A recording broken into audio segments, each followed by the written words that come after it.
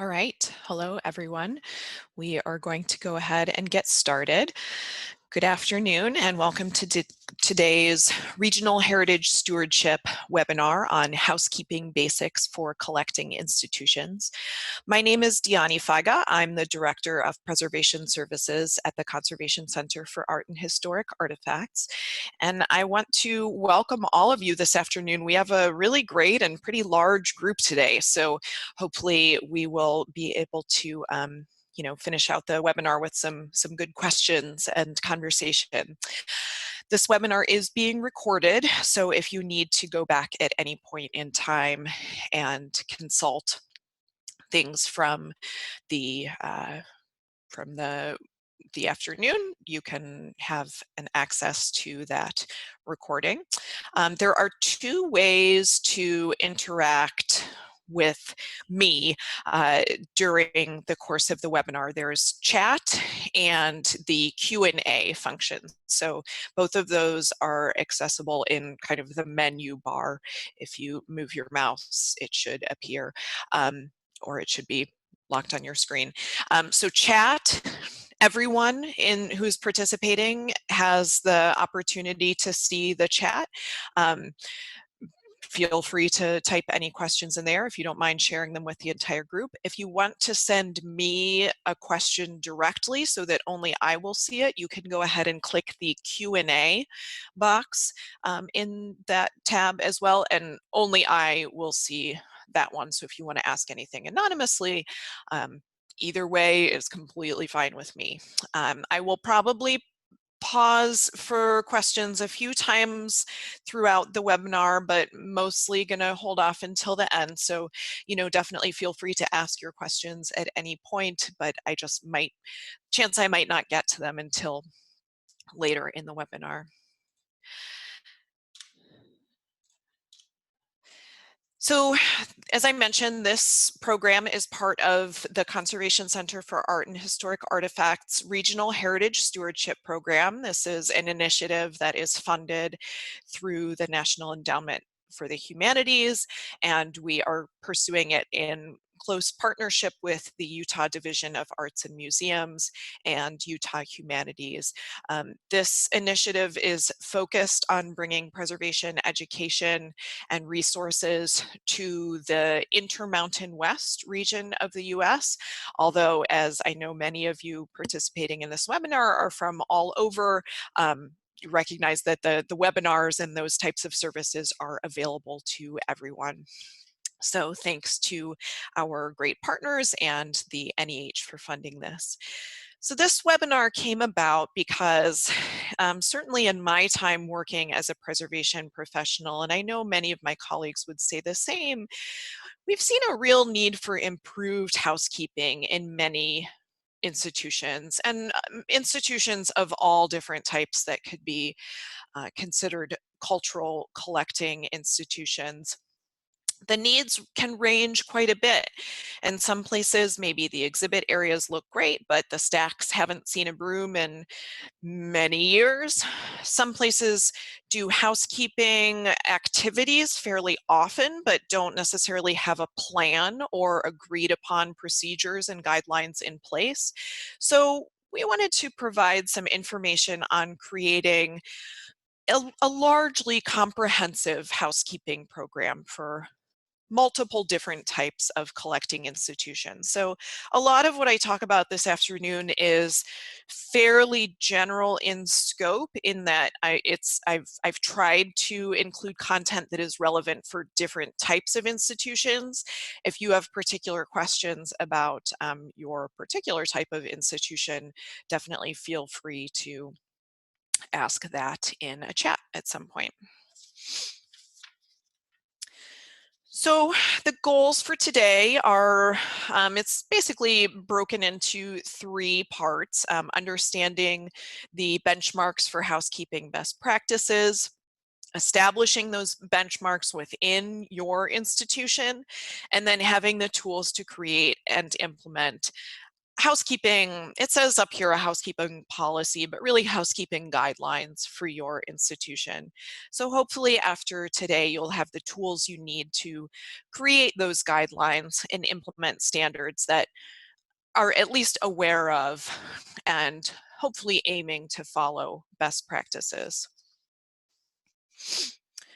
Why is housekeeping important? Well, many institutions, unfortunately, can overlook the importance of housekeeping to preservation activities, but it's not a menial task. It's really integral to the stewardship of collections. All of these professional associations up here on the screen address the importance and responsibility of stewardship and preservation.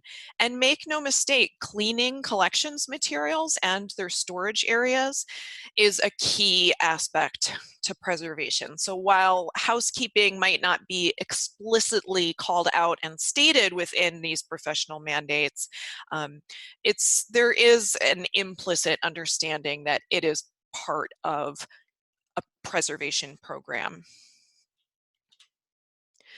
Who has responsibility for collections care overall? Well, the answer is everyone. Everyone who has some stake in the collections. And that includes patrons and visitors. So anyone who's going to interact with the collections in whatever capacity has some responsibility for collections care. That might just mean understanding responsible methods for handling collections. But it can also be as granular as the individuals who are actually carrying out housekeeping and cleaning. You might raise an eyebrow at the thought of board members or the director joining in on housekeeping, but really everyone at all levels needs to be on board with the policies and need to support the enforcement of these policies. So basically, every staff member or volunteer, for sure, who has contact with collections materials or uses collection spaces, so that's just about everyone, needs to be involved to some extent and trained in housekeeping procedures. Now, again, even if that's just recognizing safe handling and understanding that the policies and procedures are in place, that is some level of involvement. So first section we're going to look at, why is housekeeping important? A lot of this is going to be pretty straightforward and some of it might kind of go without saying, but I'm just going to go through it anyway, just so we're all on the same page. Housekeeping fulfills part of the legal and ethical obligations to care for the collection. And that gets back to when I was talking about how housekeeping is really an integral part of preservation and collection stewardship. So if we are at a collecting institution that is to whatever extent available to the public, to researchers and visitors, we have a responsibility to our public to be safe, responsible stewards of our collections. Part of that is that housekeeping fulfills part of that obligation and commitment. What we mean by housekeeping in the context of this afternoon is largely focused on cleaning, but it's a little bit broader than that as well. We are thinking as well broader about some of the activities that might fall under what are considered preventive conservation, or I like to say, just for kind of ease and simplicity's sake, preservation. Preservation is basically anything and everything that impacts the care and longevity of collections. It's everything within the environment around the collections. And I don't just mean environment in terms of temperature, relative humidity, light, pollutants, etc. Although, of course, those are critical factors in preservation. But basically, everything that is going to impact collections care, from as big picture and broad level as the types of resources and policies that articulate how collections are cared for and allocate time and funding and people towards caring for those collections. On down to the building and facilities considerations, and down to the most granular considerations of materials types and the collection storage spaces in which our items are stored.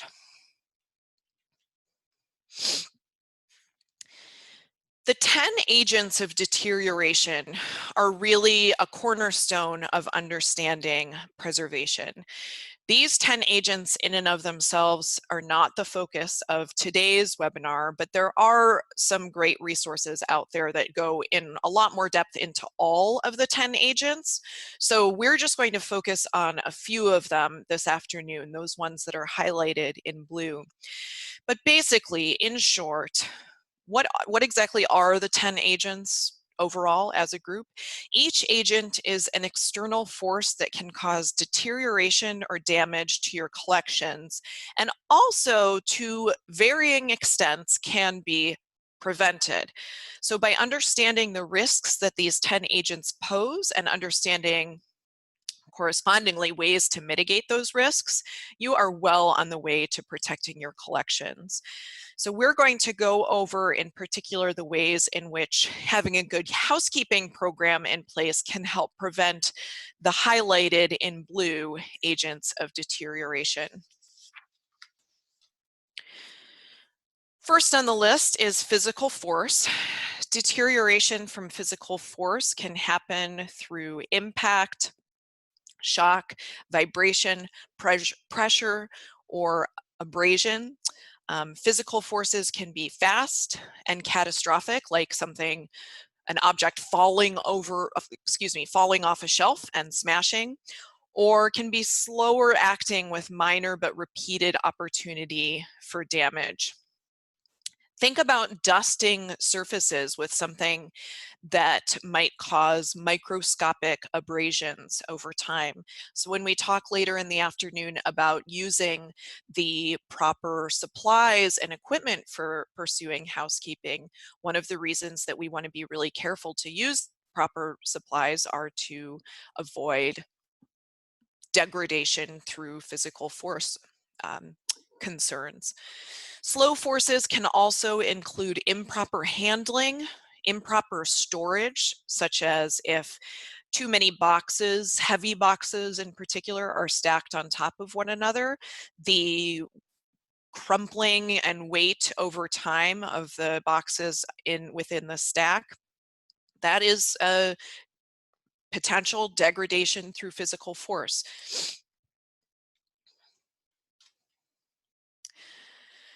Pests and mold are probably pretty straightforward when we consider the impact that housekeeping would have on these agents of deterioration. Pests can include insects, rodents, and basically whatever living creatures might cause harm to collections and their surroundings. Mold outbreaks, of course, can seriously damage collections and are also a health hazard to humans. Active mold excretes enzymes that can alter, weaken, and stain paper, cloth, and leather. In addition to affecting collections, mold remediation can be very expensive. And then when it comes to insects, many of them are attracted to the materials like the adhesives and starches found in paper collections. Cellulose within the paper itself, as well as proteins within parchment and leather, are also attractive to some pests. Probably the primary source of damage that pests cause, or that we think of pests causing, is just literally eating the materials, but damage can also result from tunneling, nesting, and bodily secretions. So regular and systematic housekeeping procedures can prevent much of this damage by keeping your environment clean and orderly. It creates less potential for pest infestations or mold outbreaks to erupt in the first place. And if there's a new mold or pest problem, you'll be able to deal with the situation early on, because you will presumably discover it more quickly if your space is routinely more clean, possibly even before damage to the collections takes place. One interesting point about housekeeping and mold that I like to point out is mold only grows on organic materials. So many of us, unfortunately, have probably witnessed what looks like mold growing directly on a metal shelving unit or even on the exterior of a plastic case or something. So the mold is actually growing on dust or other debris that is on that surface. So some mold outbreaks could potentially be mitigated by keeping a cleaner, less dusty surface on non-organic materials, storage furniture, and other materials. Pollutants cause chemical damage when they come into contact with cultural heritage items because they catalyze or accelerate chemical processes that result in the deterioration of collections. Up here on the screen here, it lists some different types and sources of pollution. Pollutants, also referred to as contaminants, can be generated both outside and inside buildings and can contribute heavily to the deterioration of collections materials. The two main sources of pollutants are going to be either airborne, or those that are transferred by direct contact. Airborne pollutants include acidic gases, ozone. Direct contact pollutants, those are the ones that are maybe more immediately thought of in terms of housekeeping. Those are particulates, including soot, dirt, and dust. Dust and dirt often have a large organic component consisting of vegetable matter, skin, and hair, which together are an excellent food source for pests. And as I mentioned on the last screen, that's why mold might grow where we think there should not be organic material. It's because it's growing on the dust. Dirt and dust can also be abrasive and disfiguring, and can even absorb moisture from the surrounding atmosphere, putting items, again, at heightened risk for mold. So this is why proper housing and handling is so important to the preservation of your collections, and probably another one where housekeeping is a pretty obvious connection there as well. The final agent of deterioration is custodial neglect, and it can result from different factors. An artifact can become lost, the information associated with it can become lost, or if an object is not properly cared for.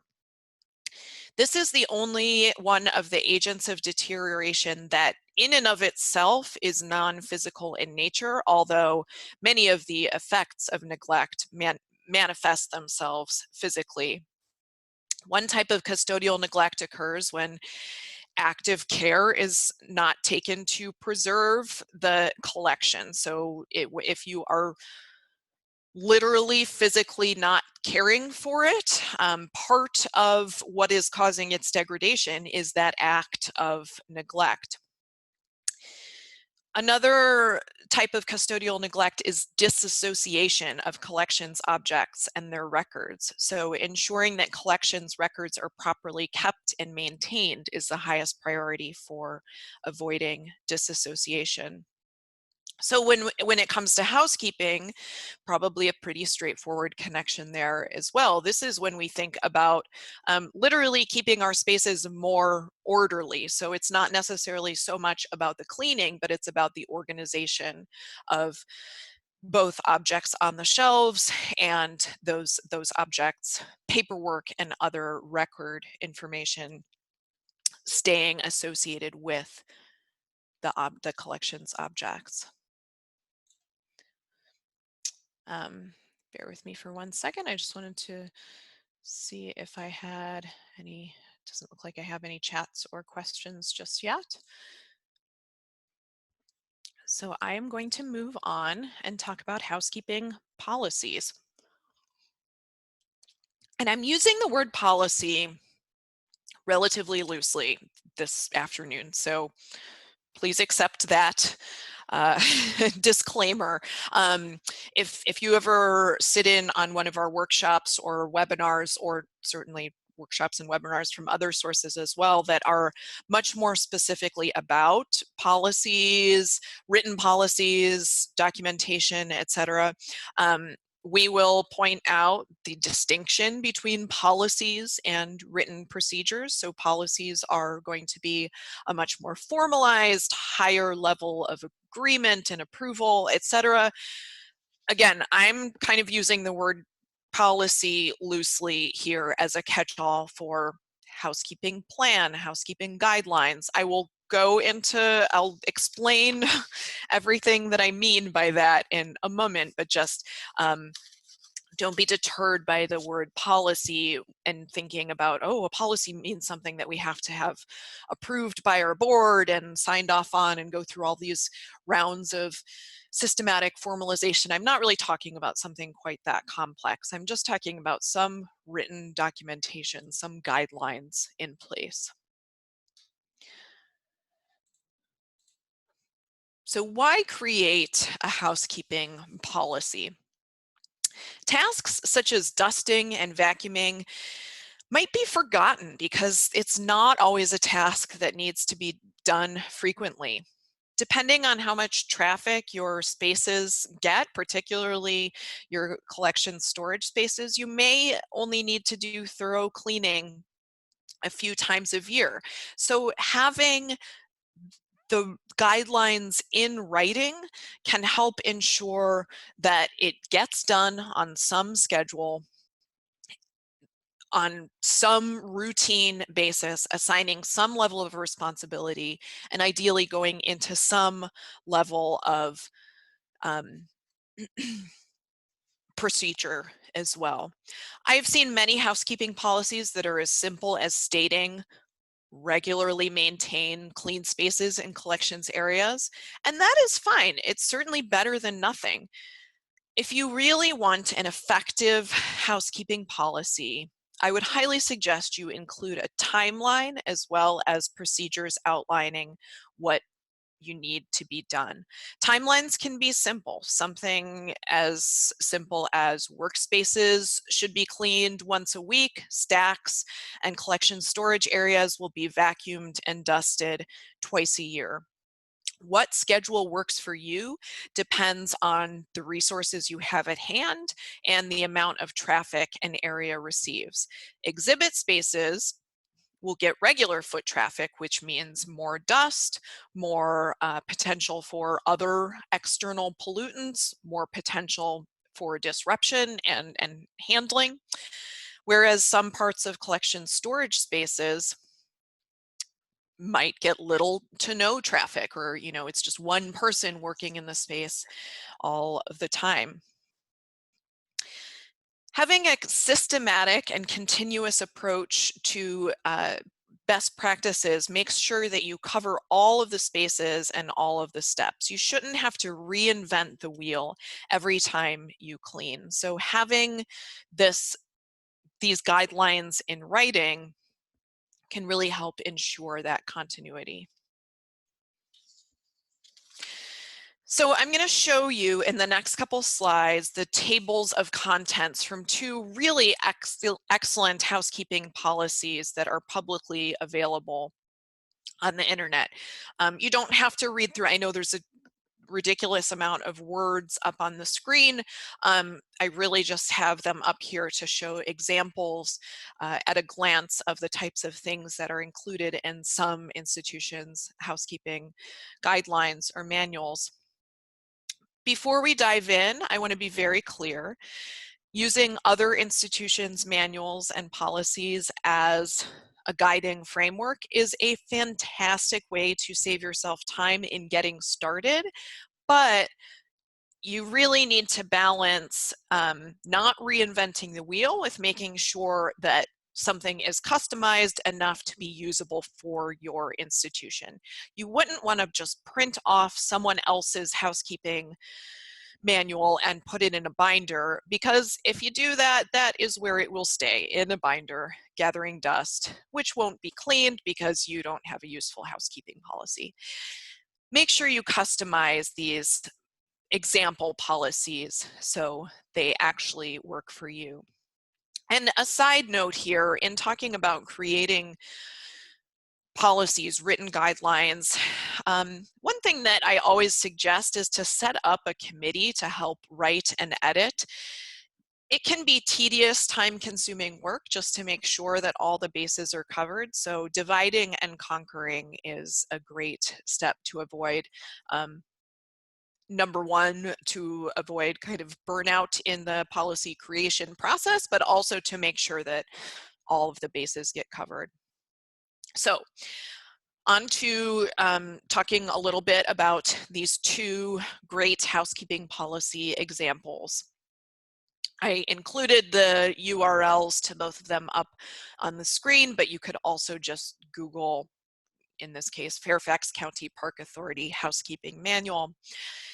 This one is really detailed and thorough. The manual itself is actually over 30 pages long.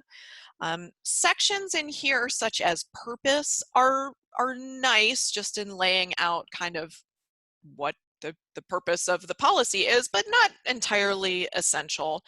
And this is also the manual for this entire parks department, so it has to cover a wide variety of topics, and it needs to be fairly broad. This might not work for smaller organizations. This one, which is also from a relatively large organization, but I think has a lot of sections that are perhaps more scalable, is from the Minnesota Historical Society. Things I like here are that they have different sections emphasizing, for example, exhibit spaces versus storage spaces, archival areas. This might be applicable for smaller institutions as well. In their introduction, you can't see it up here on just the screen that shows the table of contents, but one nice thing that they include as well is MNHS mentions how important a good, stable environment is to collections care. And they also stress the importance of a holistic approach to preservation, which I really appreciate as well. So now we can look at some details in the essential sections that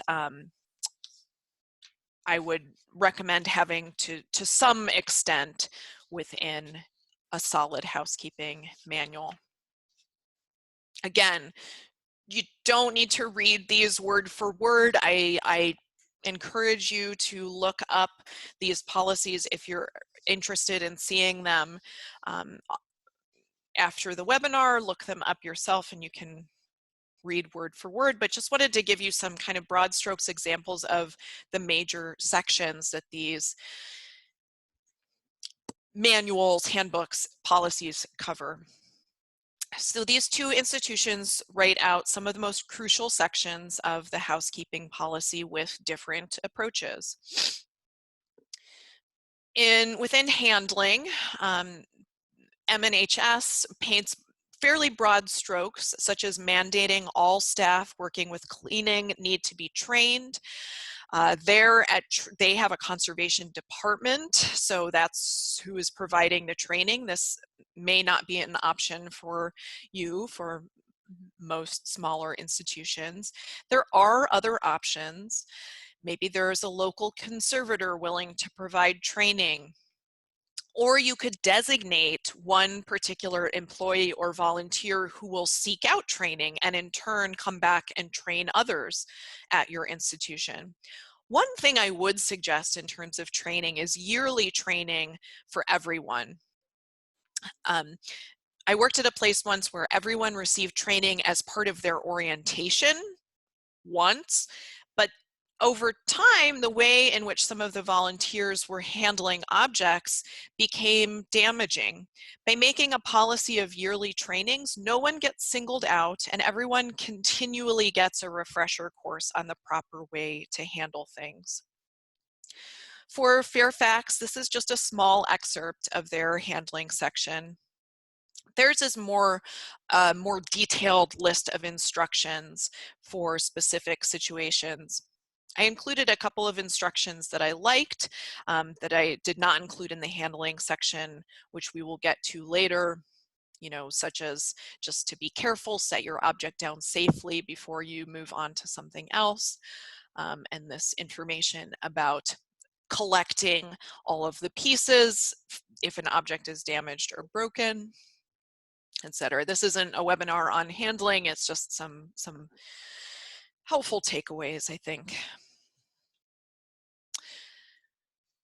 A comprehensive housekeeping manual will also break collections down by material type and include detailed information on cleaning for different types of collections, because the recommended and safe methods will vary a great deal. Make sure your own manual covers all the materials in your collection. If you yourself are not a conservator, make sure you do due diligence in your research of cleaning instructions.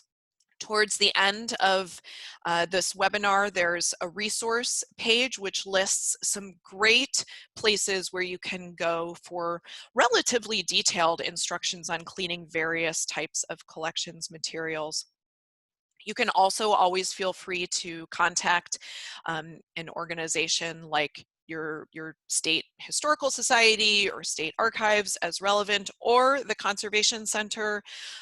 We can provide resources and advice, and at the very least, I always like to say, even if I don't know the answer, I've answered enough questions like this that I probably have an idea of where to point you.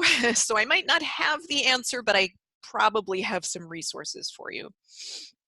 One other place to consider for going for information on these is the Connecting to Collections online forum. This is a forum that's monitored by conservators and other collection specialists, where you can just go ask, anyone can just go ask questions at any time about preservation actions, safe handling, cleaning, details, etc. I mentioned when we were looking at the tables of contents, that there are going to be different considerations and different directions, for example, storage versus exhibit spaces. Within storage spaces, even if everything is kept in boxes, which is not always the case, detritus still can build up in the form of dirt, insect frass, etc., which can contribute to a host of preservation problems and can make the damage from something like a leaky pipe so much worse. So just because something is in storage and not accessed as frequently definitely does not mean that you don't have to perform housekeeping there as well. Fairfax uses a formula for each space that is nice. The frequency, equipment, protections, and procedures. If you use a template like this, you could even make sure to note spaces that may have mold and remind cleaners to use personal protective equipment, which is something we'll talk more about in a bit. Both places mention the frequency each space should be cleaned, which is important and brings us to the next point, which is schedules. So these, again, these are just excerpts. We'll talk more about scheduling in detail in the next section. One thing I do want to note here is that in the MNHS manual, the bottom one there is note accumulation of insects in IPM log. IPM is integrated pest management. So just a plug here to note that depending on your organization and how pest management is handled, a housekeeping manual might be a really great place to incorporate some of the pest-related procedures as well. Schedules should include those routine tasks, which might be daily, weekly, monthly, yearly, quarterly, or whatever time frame works for you, and then details the zones and collections materials that need to be cleaned within those schedules. So these are just this is using kind of a visual example of how they break down schedules and responsibilities within each manual. So that wraps up the essential elements that should be included in a housekeeping policy. In this next section, we'll drill down a little deeper into some of the details there. Let's see. Question, should a housekeeping manual be a part of a museum's collections management policy, or is that too specific for a collections management policy? Excellent question. I do not recommend including anything in nearly this much depth in an overall collections management policy. I mentioned very briefly at the beginning of this section that, you know, if you think of policy in kind of the strictest terms, policies are those documents that have a really high level of approval, that have formal review and all that. A collections management policy is definitely one of those policies. So I do not recommend submitting this level of detail and specificity to that much rigor as would require, you know, board approval for a collections management policy. Now, what I will say is that many collections management policies might call out to something like a housekeeping manual if you have a collections care section or a preservation section within your CMP, but probably the extent to which you provide details and specificity would just be to say, we will follow a schedule for housekeeping. We will follow a housekeeping manual. And that ensures that you're kind of answering to the responsibility of housekeeping in this higher level document, but not, again, at the kind of granular level of specificity as including these details. So yeah, that's a really great question, and I think important distinction as well. Some other things that you might want to include that I'm not going to spend a long time discussing, but you might just want to note to potentially include in a housekeeping manual.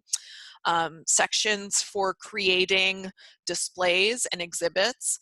Not only are exhibit spaces going to have different considerations, but when you're dealing with exhibit cases, exhibit mounts and materials, there might be different housekeeping considerations there as well. Supply lists, vendor lists, contact information for people such as maintenance staff, contractors, pest management. Basically, whatever information you might need to have at hand to create a smooth running housekeeping program.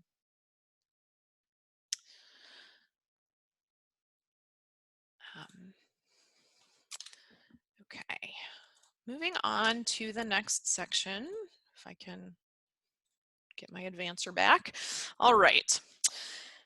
I know that many of you, or at least many of the organizations with whom we regularly work, are in really small organizations. You may even be the only employee in your institution, or maybe you may be a volunteer in a volunteer-run organization.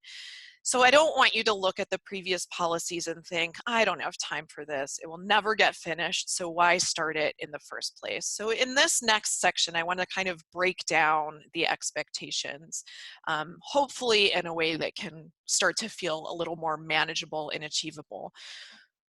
Like I said, those examples that I showed you, they're great examples. They're very thorough. They're both very large institutions.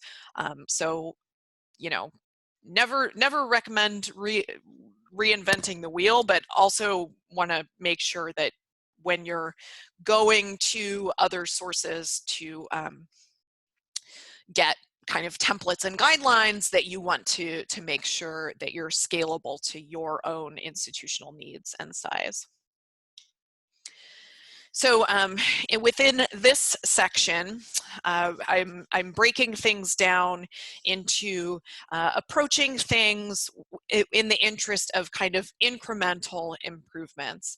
So establishing the benchmarks here, and then I'm going to explain what each of these benchmarks might mean for housekeeping in the subsequent slides, but to make sure that you are on a basic level, the minimum level of care necessary for responsible stewardship. So basically, you're not neglecting your collections, you're not actively causing them harm. Good is right there in the middle, taking actions that are above the basic, but still there's always going to be room for improvement.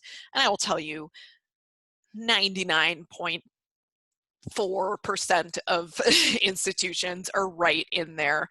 It is only the rarest of the rare institutions that I have worked with that are in the best category across the board, and best meaning optimal stewardship of cultural collections based on kind of what we know and the resources that are out there.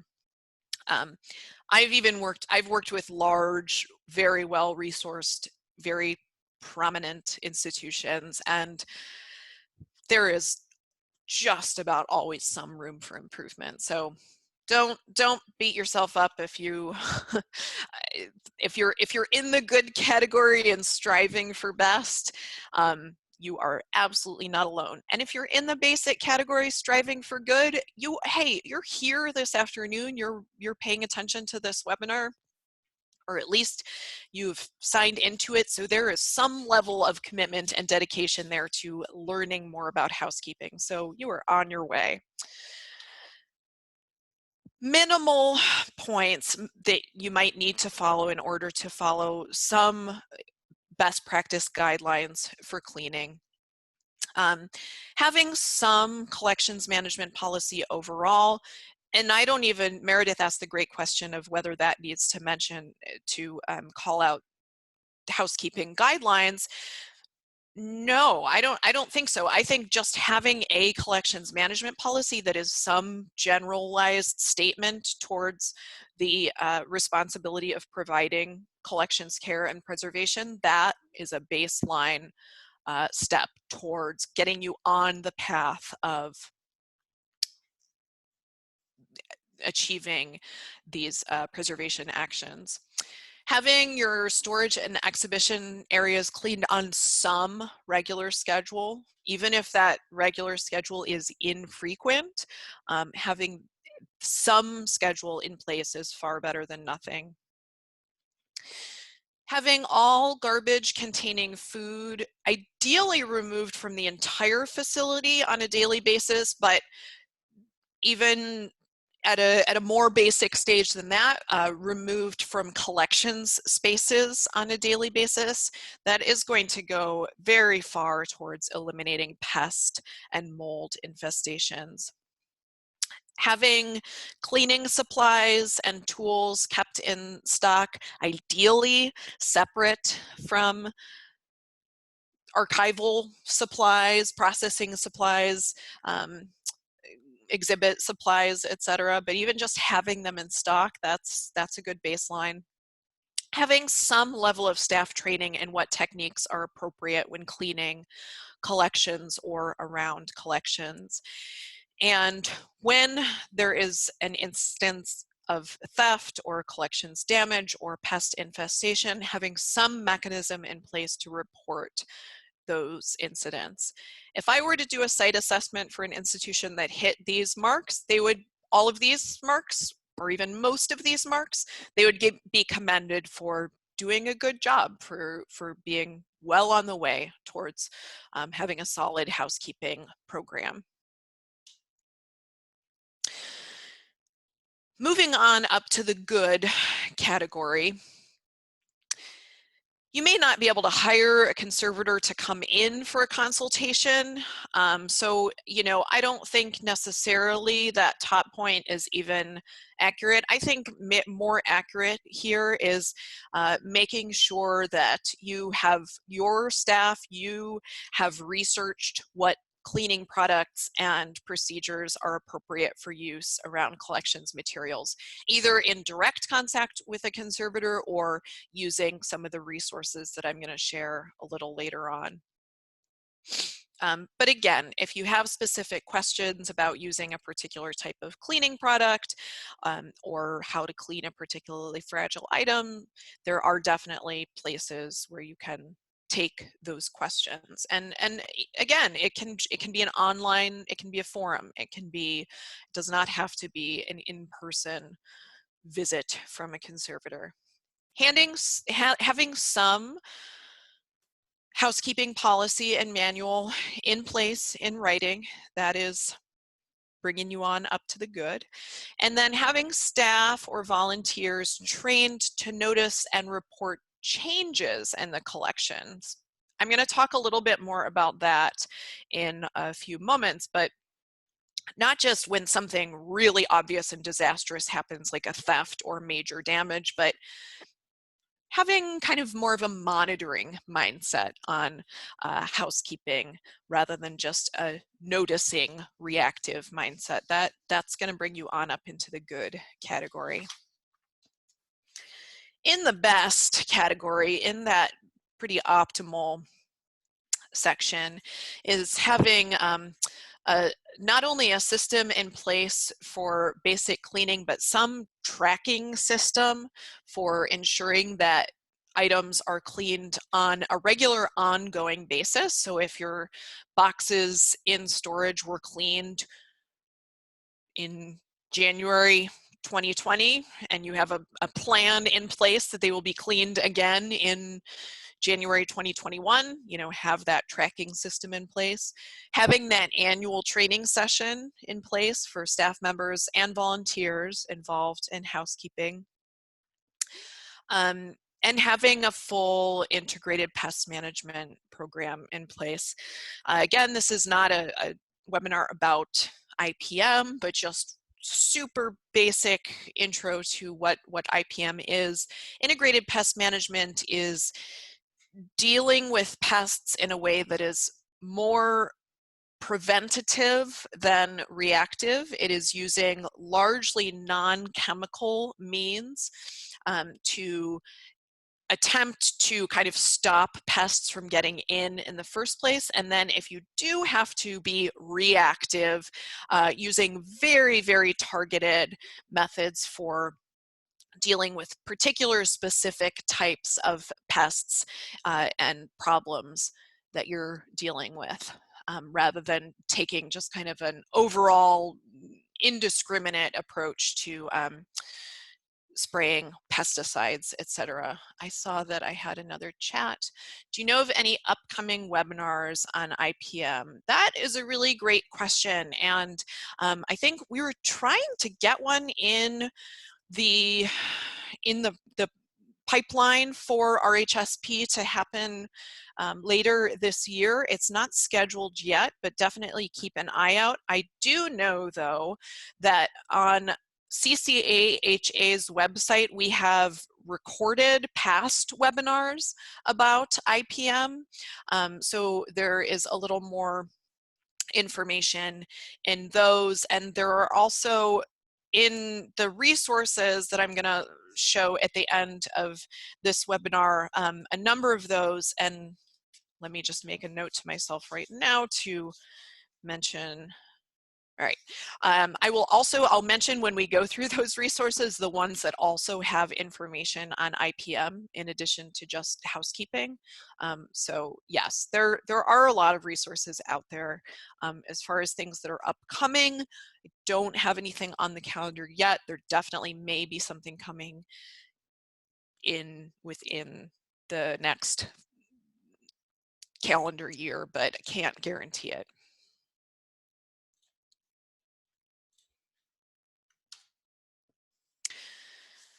So moving on, we are going to talk about some more specific tips and techniques. So this is where we're actually talking about the housekeeping itself.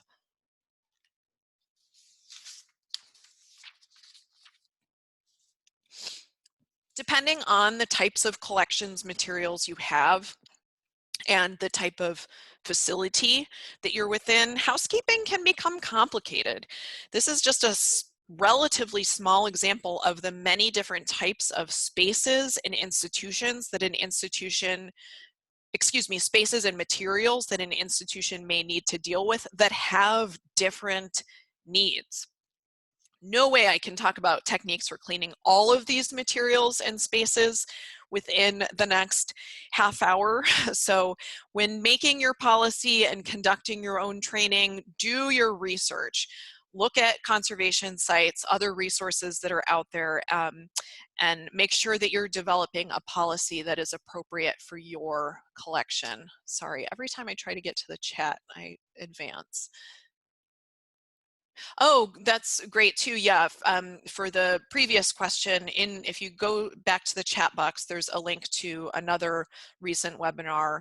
Well, I actually don't know how recent it was, but a webinar from Connecting to Collections specifically on pest management. And as I mentioned, there are past recordings on the CCHA website as well. Museumpests.net may be helpful. Absolutely, yes, that is a great resource with a lot of information on different types of pests that you may have to deal with in cultural heritage institutions, but also a lot of policy templates for IPM policies. So yes, thank you. So for today's purposes, we're not going to go into these details. We just don't have the time, but we are going to go over some of the most basics that are going to be common for most areas and many different types of collections. Basic tips. On this super basic tip screen here, these ones are all pretty self-explanatory, pretty intuitive.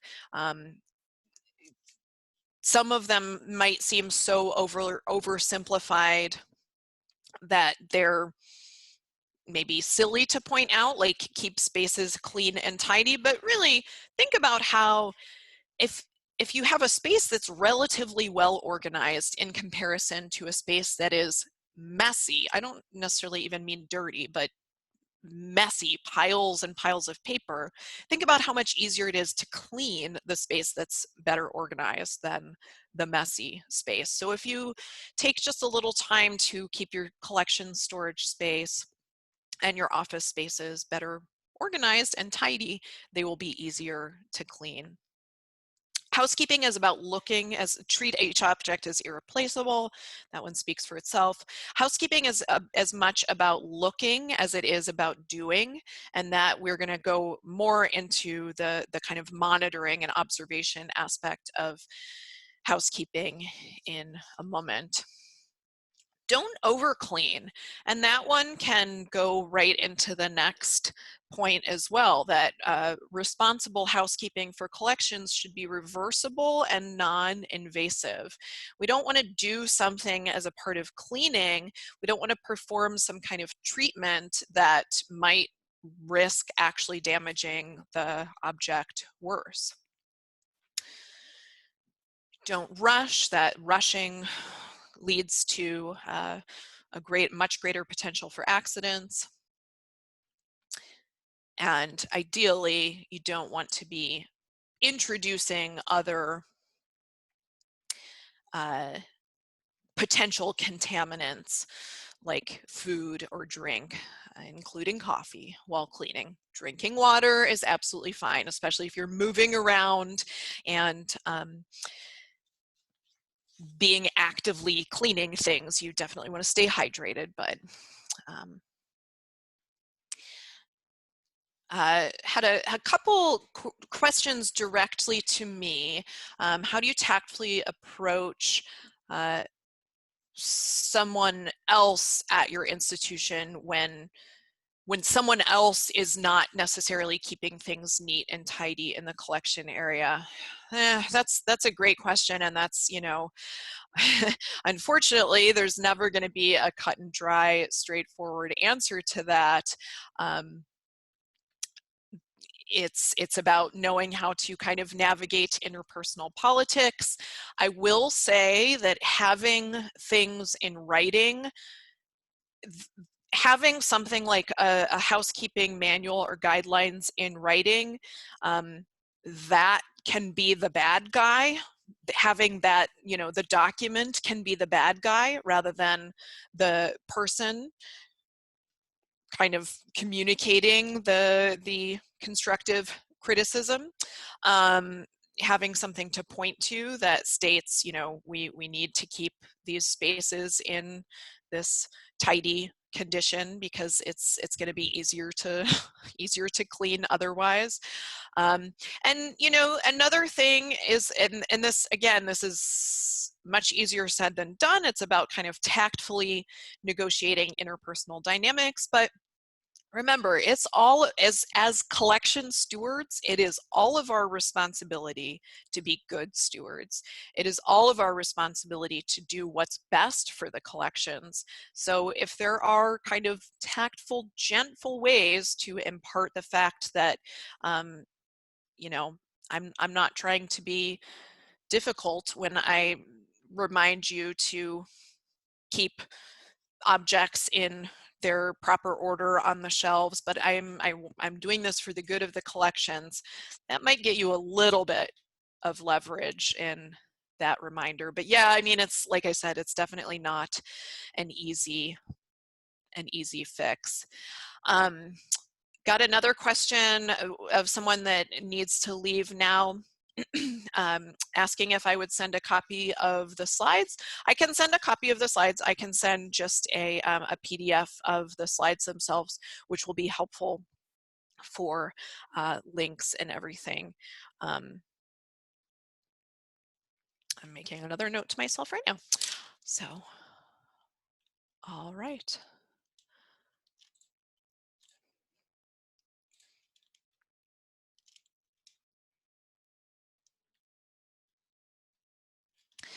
I'm just going back to a chat as well. One of the items listed on under the best scenario is consulting with a conservator about appropriate cleaning materials. In general, at CCHA in particular, how does consultation work? If we're looking for specific consultation as we develop a housekeeping plan or have some other need that might benefit from individual consultation, does CCHA provide that type of assistance on an hourly basis? Short answer is yes, for sure. It might be even on not even quite that formal. We're a nonprofit, so part of our mission-driven responsibility is in sharing resources and information. So depending on kind of the depth and specificity of questions that you have, long story short, shoot me an email if you, just to kind of explain what your scenario is, and I can determine whether it sounds more like an actual consulting project or just something that we would work out as reference questions. We are always happy to take those kind of reference questions, even if they are specific to your institution. We'll do a little digging and point you to resources, templates, etc. for something a little more in-depth, like actually helping develop and build a housekeeping program. You know, that might be more of a commitment, more of an actual consultation, but definitely just asking the questions. We are here to accept them. My email will be on the last slide, and you're always welcome to send questions through me. I can forward them to colleagues if I'm not the right person to answer them, but yeah, we should talk offline. Thank you.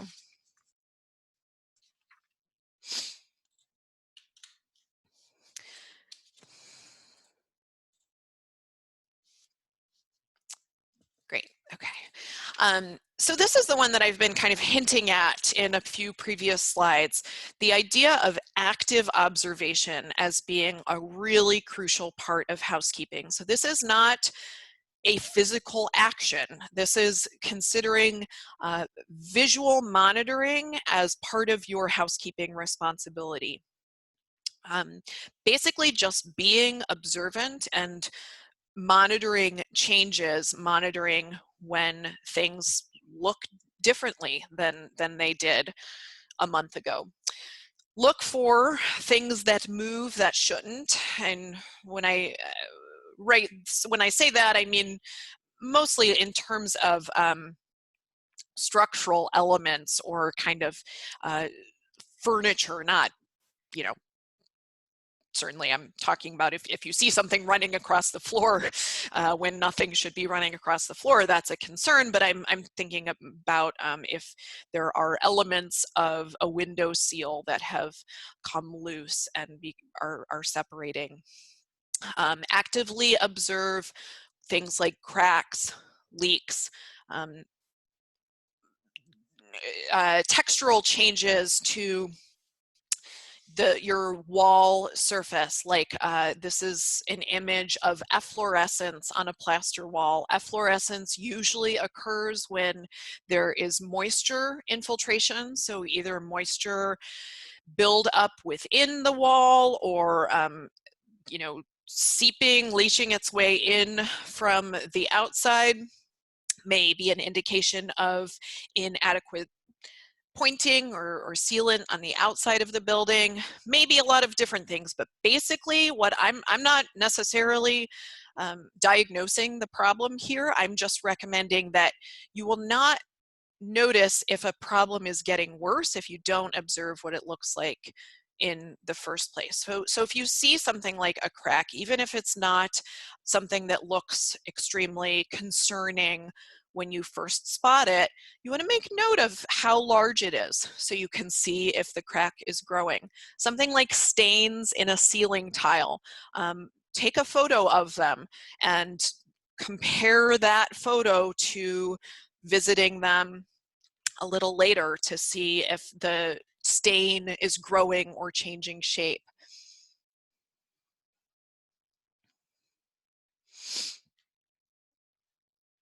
Had another question along the way about thoughts about food or drink in work areas in general. Should soda or coffee be allowed in a manuscript processing area more specifically? I would advocate no. My perhaps fairly conservative, but I think well held within the conservation preservation community perspective is only water should be consumed in direct proximity to collections.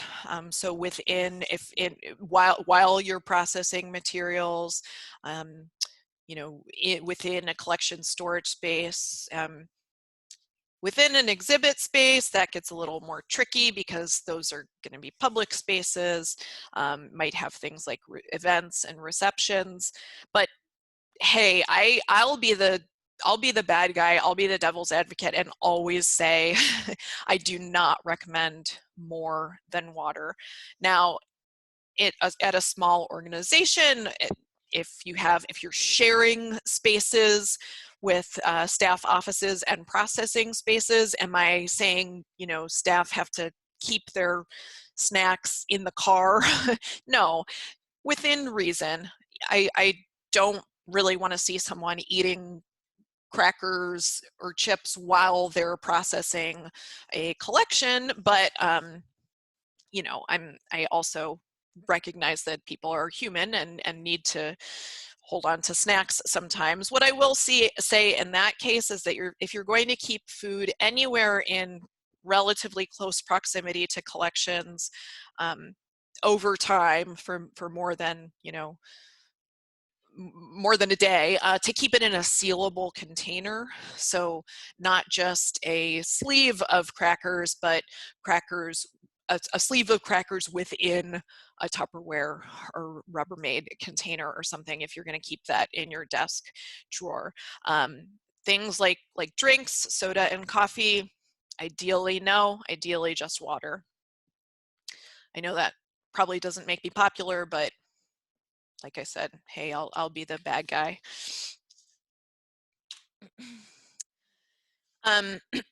This one is gloves or no gloves. This isn't really a housekeeping issue per se, although I'll talk a little bit more about gloves when we talk about personal protective equipment, but I did want to just mention it here because sometimes these conversations come up within the housekeeping conversation. For paper, conservators, preservation specialists are now very largely in agreement that gloves are not needed. Just make sure you wash your hands before handling and don't apply lotion. So clean, dry hands are preferable to gloves. There are some materials that should be handled with gloves. Photos should always be handled with gloves to protect the emulsion from oils on your fingers. And likewise, the same goes for most metal objects as well, and even some other organic materials, three-dimensional objects.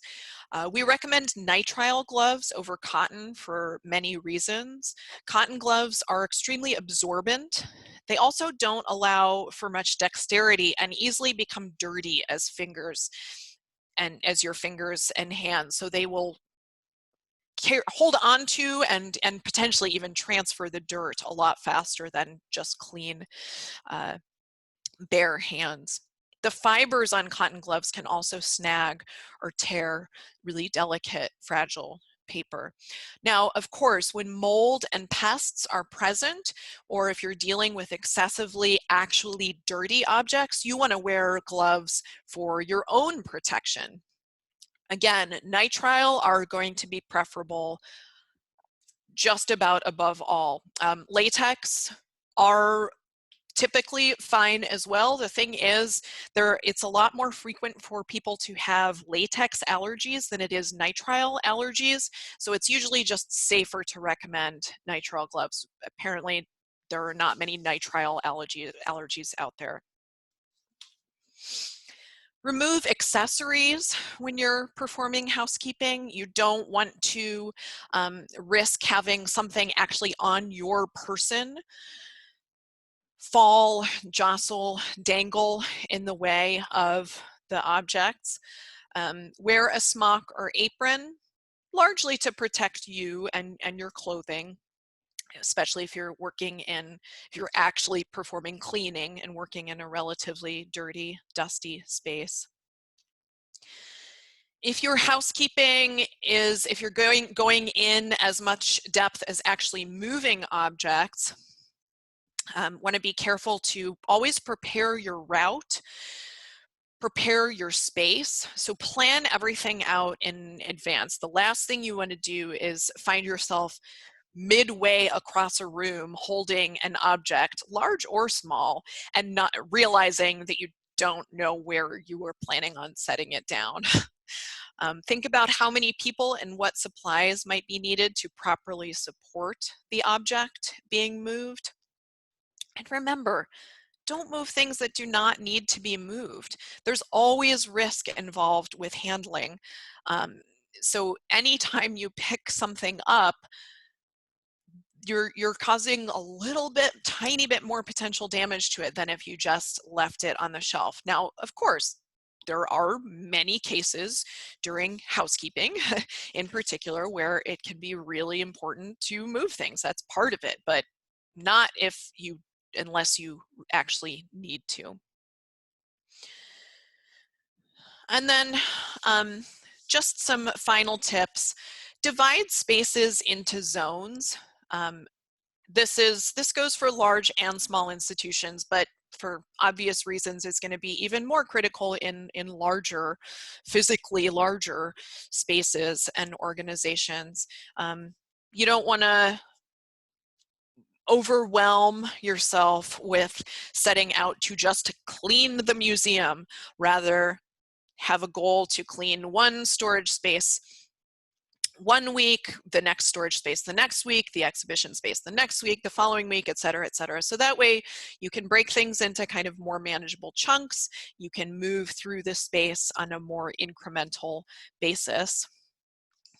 Use appropriate tools. We'll talk more about that in the next section when we talk about supplies, and replace those tools when they are dirty, when they have reached the end of their safe cleaning lifespan.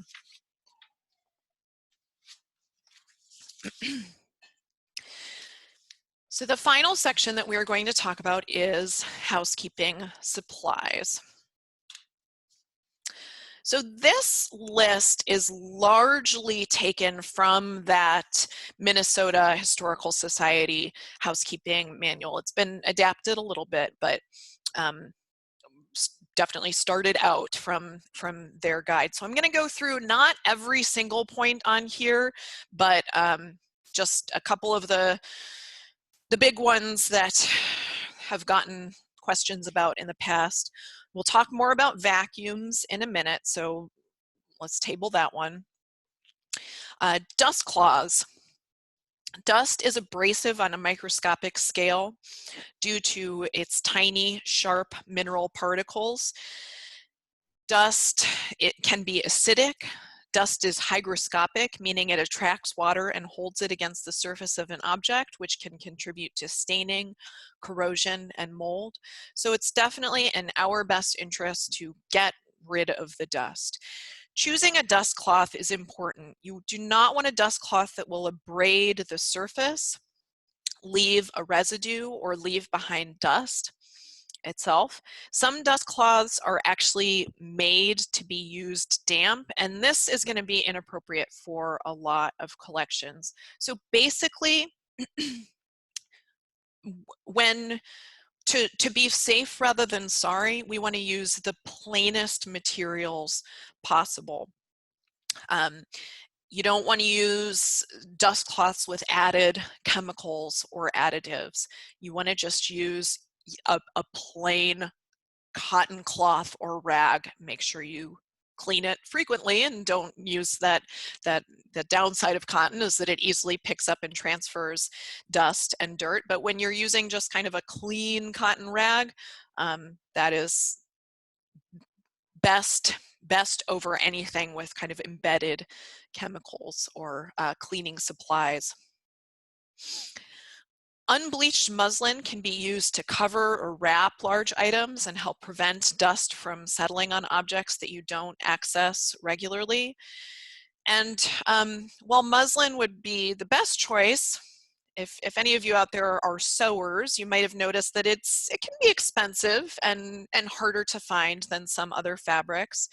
So undyed polyester and acrylic can be completely acceptable. One caveat there, if purchasing from a fabric store rather than a collections supply vendor, just try to make sure that the fabric is not treated with chemicals. That might be hard to do if you're buying from a commercial fabric store like Joann Fabrics. So I would just say wash it before using it. Orvis is a gentle detergent without dye or fragrance. Brushes can be used for dusting delicate objects. Should have a soft, ideally natural hair bristle. So again, a rougher bristle would potentially cause abrasion and extra damage. Gloves. I mentioned this one on its own, but gloves for handling objects like photographs, anything else that would be significantly affected by the oils on your hands, but also, of course, for things that are particularly dirty. Murphy's oil soap tends to be fine to use for wood. This can be especially helpful for cleaning not necessarily objects themselves, but wood fixtures within your space. And then fiberglass window screening. That is for cleaning textiles very gently through the fiberglass window screen. This would be used for cleaning really delicate surfaces, such as historic carpets or upholstery. You would place the screen carefully and vacuum through it. And again, I'm going to talk a little bit more about vacuuming in a moment. So the screening would need to be cut into small squares and secured around the edges. On this don't use list, I'm not going to go through these one by one, but really look over it carefully. When in doubt, try to consult a resource to get the information. You don't want to assume that something is okay if you don't know that it is. You know, I recently heard of someone suggesting wiping documents with Lysol wipes. Not recommended. One thing to consider also, I mentioned previously when talking about dust cloths, but just to make sure in the do not use category, make sure they're not embedded with dusting agents, which those can sometimes leave a residue on objects that you're dusting or can even abrade the surface. No single vacuum cleaner will do everything you hope for. So unfortunately, a wish for a strong motor and high degree of vacuum pressure is usually going to be at odds with the desire for compactness and portability. So figure out kind of what you need most for your given situation and choose accordingly. Saw that I had a chat. Let's see. What about electronics duster on slides and negatives? That's a great question. I take it the canned stuff. So yeah, it's typically just canned air. That's fine if applied carefully. Yes, I think if it is just that canned air, if it's not with any extra chemicals in there, I think that is fine for cleaning slides and negatives. Now, if you're talking about extremely sensitive historic slides and negatives, I might proceed with caution and contact a conservator, either an AV conservator or photo conservator, to be safe rather than sorry. But I would say just for your standard kind of slides and negatives collection, it's probably okay. Let's see, I had a couple other questions. What about microfiber cloths? Microfiber cloths are fine. Yes, yeah, for dusting, I assume you're referring, Linda. Yes, that is fine. You don't want to add any kind of additional agent for the cleaning, but just for using as a duster, yes, that is fine. And then another question came to me directly. What do you recommend for cleaning surfaces? Oh, the surfaces on which archival materials might be used by researchers. Other colleagues have suggested glass cleaner. Oh, I mean, I guess it kind of depends on what exactly the surface is. If it's, I would use just kind of what, this is kind of a cop-out answer, but you know, if it's a wooden table, I would use a wood cleaner, I mean, including Murphy's oil or just, you know, something standard you get in the cleaning section of a grocery store.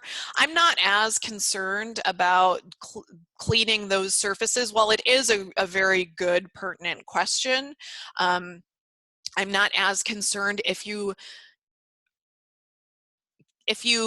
can be fairly confident that it's not leaving behind a residue. So what I would say is in kind of testing a new product, test it on an area that you could potentially re-clean if you find that something does leave a residue behind. Glass cleaner is probably okay, definitely on like a plastic surface or even a linoleum table or something. Glass cleaner is probably fine.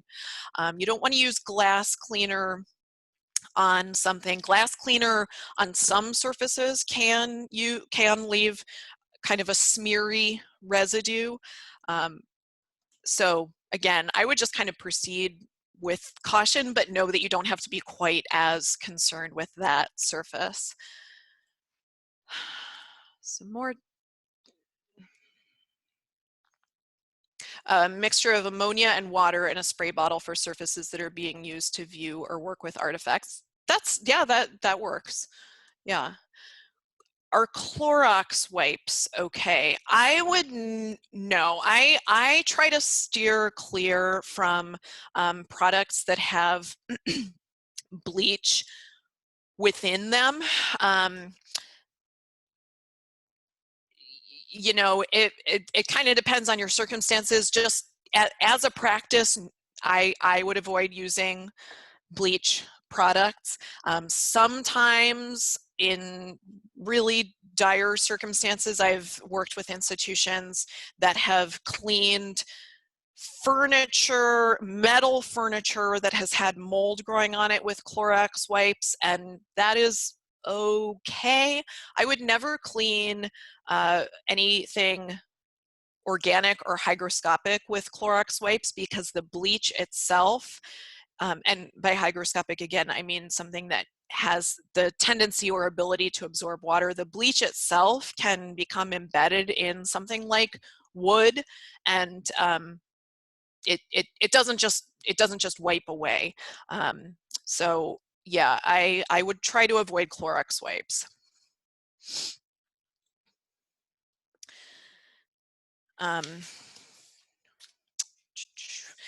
So moving on, and I can take more questions in a couple minutes. I only have actually a few more slides here, and I want to just try and get through the last bit of supply stuff. Moving back along to vacuums, the most important factor is to select a vacuum for cleaning housekeeping purposes that is fit with a HEPA filter. HEPA stands for High Efficiency Particulate Air Filter. This filter will trap microparticles of dust and dirt that can bypass the bag and therefore avoid spewing those particles back out into your nice, clean room. Good quality HEPA filtration can filter really, really minuscule particles. Second on the want list for a vacuum is one that has a rheostat attachment to adjust the vacuum pressure. So for floors and non-historic carpeting, of course, you want a higher pressure, but when you're doing something like, as I mentioned, cleaning really delicate surfaces, for example, of fragile textiles, a lower pressure is definitely going to be preferred.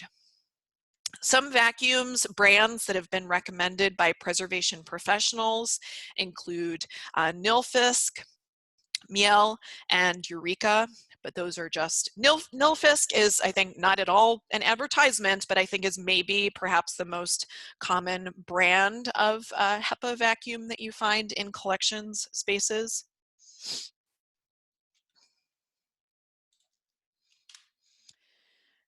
When gathering supplies, you'll also want to think about the kind of equipment needed to support cleaning activities. When you're moving boxes or items on exhibit, you're definitely going to need some stable flat surface to set them on. And depending on the object, you may need padding or supportive material to prevent the item from rolling or to prevent two items from knocking into each other. Ethafoam or polyester padding are two types of inert foam material that can be really great for gentle support. And then finally, this is another one that I've hinted at discussing along the way. Personal protective equipment, or PPE, is important for some housekeeping considerations as well. You should always use aprons and gloves when you're using cleaning supplies. There are these are important for collections care and for personal safety. As for long sleeves and particulate masks, this is more of a recommendation. If you have allergies, these are going to be much more necessary, or if you are working in really super dirty, infested spaces. If your institution is just implementing a housekeeping policy, I would say that all of the things on this list are really important to have for employees' health and safety. If there's any potential for insect particles, other pest feces or mold in the areas you're cleaning, PPE, all of these, including the masks and the long sleeves, is absolutely required. And for many things such as mold, allergies and other health problems can build up over time, so it's best to limit your exposure from the beginning and be really conscious over time. If you have been working in dusty environments and tolerating it less and less, give some consideration to the fact that, you know, just because you didn't start out with a concerning allergy, like I said, unfortunately, these things can build up over time. So the last section is resources, and these are, it's kind of a lot of links, so it'll be helpful when I send out the PowerPoint as well, so you can actually have those links. But just to go over some things here, vendors in no particular order, but these are definitely some that specifically sell materials and supplies for cultural collecting institutions. Don't rule out art supply stores, craft stores, office supply stores, hardware stores, Amazon. Just make sure you know what the materials are made of. Being a conscientious, informed consumer is far more important from just, you know, trusting a vendor to sell all of the things you need. A couple reasons for that. Number one, not all of these vendors sell all things that are recommended for collections. So just because something is sold through Gaylord doesn't necessarily mean that it's the best for your collection. And number two, on kind of a practical level, there tends to be a markup when you're purchasing from these specialty vendors. So, you know, you can be pretty trustful that they will have good customer service, that they will describe their products well. But if you're an informed consumer, you can definitely just shop with other less specialized vendors as well. And then finally, these are the kind of more specific, these are the places that I recommend going for more specific information, particularly about cleaning certain types of collections and types of materials. The National Park Service publications, both their conservagrams and their museum handbook, are excellent resources. Conservagrams in particular have a lot of different materials specific areas on collections care, including housekeeping. Likewise, the Canadian Conservation Institute, their CCI notes, it's kind of similar to the Conservagram series.